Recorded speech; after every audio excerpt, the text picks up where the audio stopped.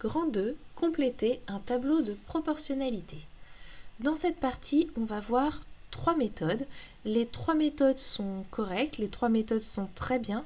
À vous de voir quelle est la méthode qui est la plus facile à mettre en œuvre en fonction de l'énoncé.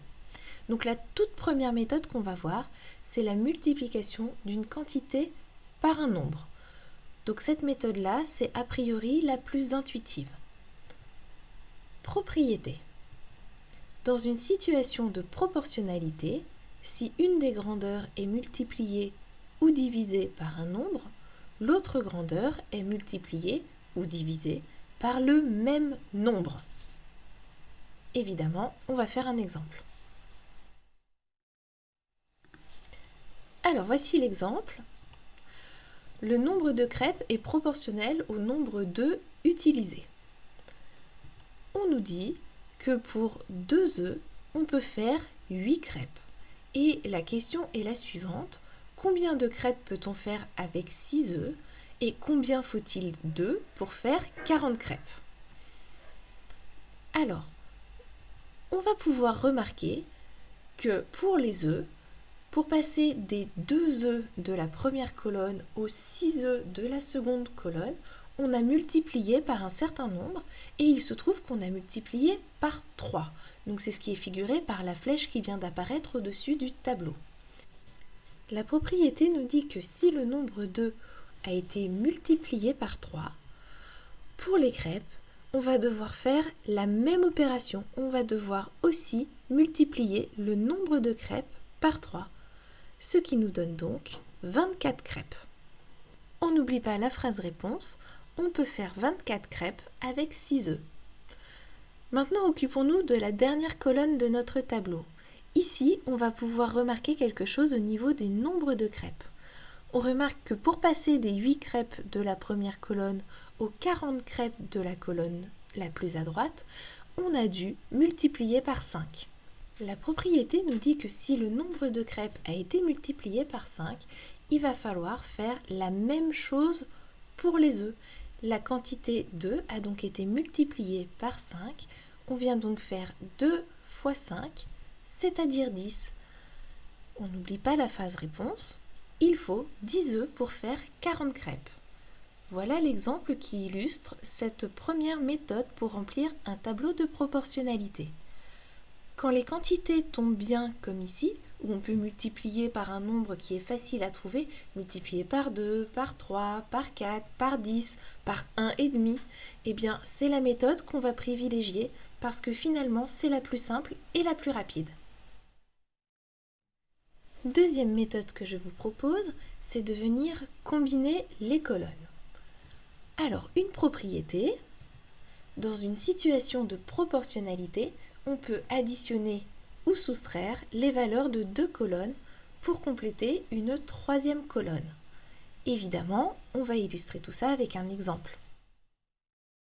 Pour cet exemple, on reprend notre exemple précédent avec les œufs et les crêpes, mais cette fois-ci, j'ai gardé, vous voyez les 2 colonnes là qui apparaissent, les 2 premières, pour 6 œufs et pour 8 œufs. J'ai enlevé la colonne avec les 2 œufs, c'est fait exprès. Je garde juste celle-là, et là, on a une troisième colonne qui est apparue qui correspond à 14 œufs. Alors, si on essaye d'utiliser la méthode précédente pour passer de 6 œufs à 14 œufs, c'est pas très facile.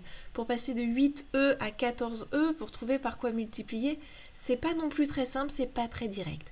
Mais il y a quelque chose qu'on va pouvoir remarquer ici. On va pouvoir remarquer qu'au niveau des œufs, si on fait les 6 œufs de la première colonne plus les 8 œufs de la deuxième colonne, on trouve les 14 œufs de la troisième colonne. Et la propriété nous dit que ce qu'on peut faire, c'est additionner les valeurs de 2 colonnes pour remplir une troisième colonne.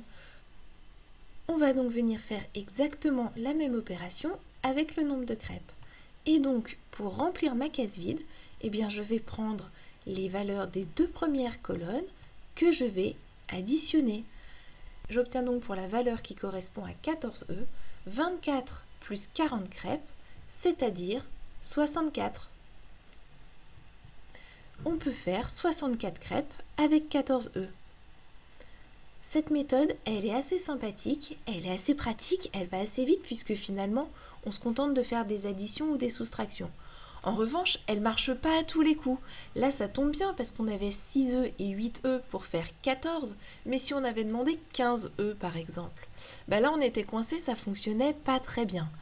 Alors cette technique-là, elle est très bien, elle est très rapide, mais parfois elle va pas suffire. Et c'est pour ça qu'on a une troisième méthode qui arrive tout de suite. Et cette méthode, la troisième méthode, s'appelle le passage par l'unité. Alors voici la méthode. Elle nous dit qu'il est parfois plus facile d'ajouter une colonne dans notre tableau avec les valeurs qui correspondent à une quantité de 1. Dit comme ça n'a pas l'air très clair, alors on va tout de suite faire un exemple. On va reprendre notre exemple précédent d'œufs et de crêpes. Et puis cette fois-ci, regardez, j'ai gardé juste ma colonne avec le nombre d'œufs qui est de 6. Et puis maintenant, je me demande combien de crêpes est-ce que je pourrais bien faire si j'avais 5 œufs. Alors, pour passer de 6 à 5, c'est pas évident. La première méthode où on venait chercher par combien il faut multiplier 6 pour trouver 5, ça va pas être très simple. Pour l'autre méthode, il faudrait déjà 2 colonnes remplies, là c'est pas le cas. Donc il n'y a rien de tout ça qui va fonctionner et on va utiliser notre troisième méthode. Ici, on pourrait résoudre ce problème-là de manière très classique, c'est-à-dire se dire, je vais d'abord chercher le nombre de crêpes qui correspondent à un œuf. Et un œuf, je vais faire 24 crêpes divisé par 6, c'est-à-dire le nombre de crêpes divisé par le nombre d'œufs, et je trouve 4. Et je me dis que je peux donc faire 4 crêpes par œuf. Si maintenant je viens mettre ça dans mon tableau de proportionnalité, le tableau ici, je vais rajouter une colonne qui correspond à un œuf. Et comme pour passer du nombre d'œufs qui est 6 au nombre d'œufs qui devient 1, j'ai divisé par 6, et bien au niveau du nombre de crêpes, je viens faire exactement la même chose, 24 divisé par 6, ce qui nous donne 4. Là, normalement, vous remarquez qu'on n'a rien fait de nouveau. C'est exactement le même calcul que celui qu'on avait écrit avant en essayant de résoudre tout ça comme un problème normal. L'avantage de le faire comme ça, c'est qu'on est dans un tableau et donc les choses sont bien rangées. Et en plus, au niveau de la rédaction des explications, finalement, ça va relativement vite. Et une fois qu'on a notre nombre de crêpes pour un œuf, si on revient à un problème un peu classique comme on peut faire sans utiliser de tableau, on va se dire, maintenant, comme j'ai 5 œufs, je vais calculer pour 5 œufs combien ça fait.